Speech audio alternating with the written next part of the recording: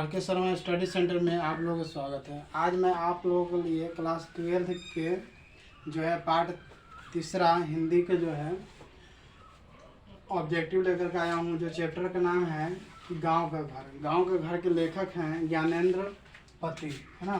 गांव के घर के लेखक कौन है? ज्ञानेंद्र पति। इसमें जो है 22 ऑब्जेक्टिव हैं जो आप लोगों के लिए ये एग्जाम के लिए बहुत इंपॉर्टेंट है। आप लोग इसको ध्यानपूर्वक देखिए और समझिए। पहला ऑब्जेक्टिव है कि गांव का घर कविता के रचयिता कौन है ना। गांव का घर कविता के रचयिता कौन है? इस कविता का रचयिता ज्ञानेंद्र पति हैं, ठीक है, बनास नहीं कीजिए। दूसरा है गांव का घर शीर्षक कविता किस कविता संग्रह से ली गई है? समझ गए? किस शीर्षक कविता से ली गई है? तो ये कवि ने कहा है ना, इससे लिया गया हुआ है। तीसरा प्रश्न है कि ज्ञानेंद्र पति को सन 2006 में किसके लिए साहित्य अकादमी पुरस्कार मिला था, है ना। तो इनको जो है सिंसार के लिए मिला था, सिंसार। समझ गए? चलिए अगला प्रश्न है कि जिन बुलाओं से गांव के घर की रीढ़ झिराती है किस कवि की रचना है? तो ये ज्ञानेंद्र पति के हैं, है।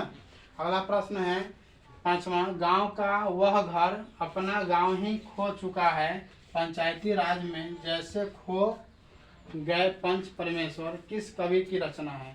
तो ये भी ज्ञानेंद्र पति के हैं, है ना। अगला प्रश्न है छठा कि किस कवि ने इन शब्दों का प्रयोग किया है? तो ज्ञानेंद्र पति। समझ गए? इन शब्दों का प्रयोग कौन किया है? ज्ञानेंद्र पति। उसके बाद है सातवां प्रश्न, ज्ञानेंद्र पति की कविता है गांव का घर, है ना। ये कविता है क्या? गांव का घर। उसके बाद आठवां प्रश्न है अदालतों और अस्पतालों के फैले भी रुंधते गंधाते अमित्र परिसर किस कविता की पंक्तियां हैं? तो गांव का घर।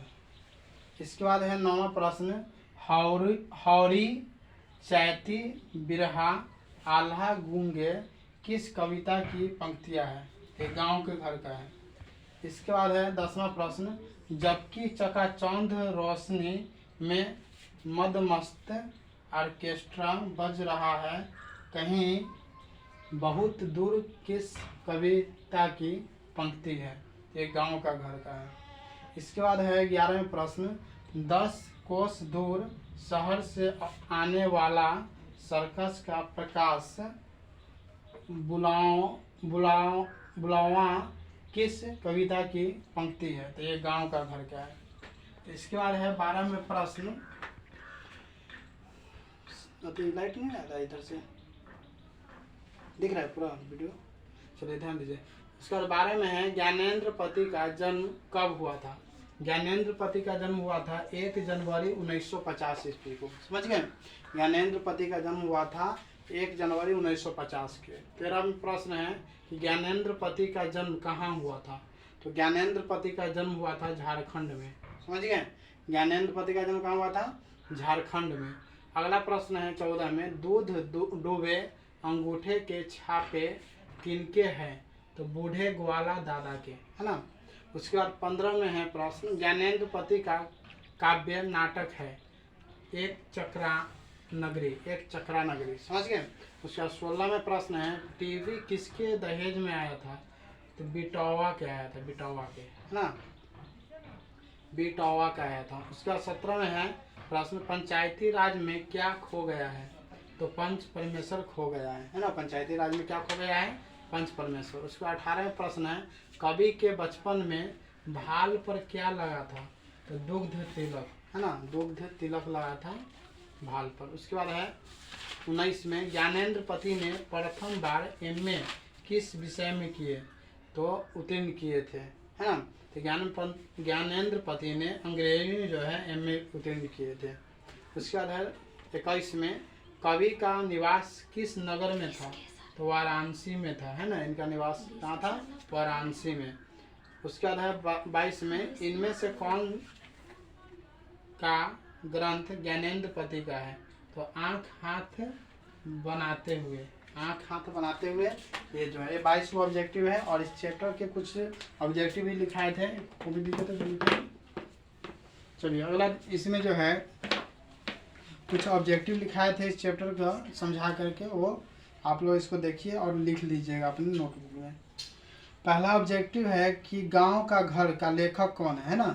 ये तो आप लोग बता ही भी दिए हैं इस चैप्टर में, लिखे हैं जो गांव का घर जो है का लेखक है ज्ञानेंद्र पति, समझ गए, ज्ञानेंद्र पति हैं। उसके बाद है दूसरा, ज्ञानेंद्र पति का जन्म कब हुआ था, ये भी बता दिए हैं आप लोगों को। ज्ञानेंद्र पति का जन्म हुआ था 1 जनवरी 1950 ईस्वी को, यहाँ पे दे दिए हैं, है ना। चलिए ये भी नोट कर लीजिएगा। अगला प्रश्न है तीसरा कि ज्ञानेंद्र पति का जन्म कहाँ हुआ था। ज्ञानेंद्र पति का जन्म हुआ था पत्थरगामा गोड्डा, ये झारखंड में पड़ता है, समझे, पत्थरगामा। ये ज्ञानेंद्र पति का जन्म कहाँ हुआ था, पत्थरगामा गोड्डा, झारखंड में पड़ता है, समझ गए। चलिए अगला प्रश्न है चौथा, ज्ञानेंद्र पति का पिताजी का नाम क्या था। ज्ञानेंद्र पति के जो पिताजी के नाम क्या था, तो देवेंद्र प्रसाद चौबे, है ना, लिख लीजिएगा। ज्ञानेंद्र पति के पिताजी का नाम क्या था, देवेंद्र प्रसाद चौबे। अगला प्रश्न है पांचवा, ज्ञानेंद्र पति का माताजी का नाम क्या था, है ना। ज्ञानेंद्र पति का माताजी का नाम था सरला देवी, समझ गए, क्या नाम था, सरला देवी। उसके बाद है छठा प्रश्न, ज्ञानेंद्र पति के प्रारंभिक शिक्षा कहाँ से संपन्न हुआ। तो इनका जो प्रारंभिक शिक्षा संपन्न हुआ था गांव से संपन्न हुआ था, समझ गए। ज्ञानेंद्र पति के जो है प्रारंभिक शिक्षा कहाँ से संपन्न हुआ था, गांव से। अगला प्रश्न है कि ज्ञानेंद्र पति स्नातक कहाँ से उत्तीर्ण किए थे। तो ये पटना विश्वविद्यालय से ये जो है स्नातक उत्तीर्ण किए थे। अगला प्रश्न है आठवां, ज्ञानेंद्र पति कौन से विषय में स्नातकोत्तर परीक्षा उत्तीर्ण किए थे। तो अंग्रेजी में किए थे। उसके बाद है नौवां, ज्ञानेंद्र पति कौन से विश्वविद्यालय से एमए उत्तीर्ण किए थे। बिहार विश्वविद्यालय से किए थे, यानी बिहार विश्वविद्यालय जो बोला जाता है मुजफ्फरपुर को, ठीक है, मुजफ्फरपुर से किए थे। उसके बाद 10वां प्रश्न है कि ज्ञानेंद्र पति कौन से विषय से एमए किए थे। तो ये हिंदी से किए थे, समझ गए। अगला प्रश्न है कि गांव का घर कविता किस संग्रह से ली गई है। तो संस्यात्मा से ली गई है, समझ गए। गांव का घर कविता किस संग्रह से ली गई है, संस्यात्मा। उसके बाद 12वां प्रश्न है अंतःपुर की चौखट की क्या विशेषता है। तो अंतःपुर की जो है चौखट की विशेषता है कि उस पर टिकुली साटने के लिए सहजन के पेड़ से छुड़ाई गई गोंद चिपका हुआ रहता है, ठीक है। अगला प्रश्न है 13वां, उस चौखट की बगल में क्या था। तो उस चौखट के बगल में गेरू लिपि, है ना, भीत थी जिस पर दूध डूबे अंगूठे के छाप थे। उसका 14वां प्रश्न है दूध कौन लाता है। तो बूढ़ा जो है ग्वाला दादा वो लाते हैं। उसके बाद 15वां प्रश्न है लालटेन कहाँ रहती है और क्यों। तो लालटेन जो है आले में कैलेंडर से ढकी रखी रहती है क्योंकि अब गांव में बिजली आ गई है ना। अगला प्रश्न है 16वें, कवि ने अपने गांव को किसकी जन्मभूमि बताई है। कवि ने जो है हौरा, चैती, बिरहा, आल्हा तथा लोकगीतों की जन्मभूमि बताई है ना।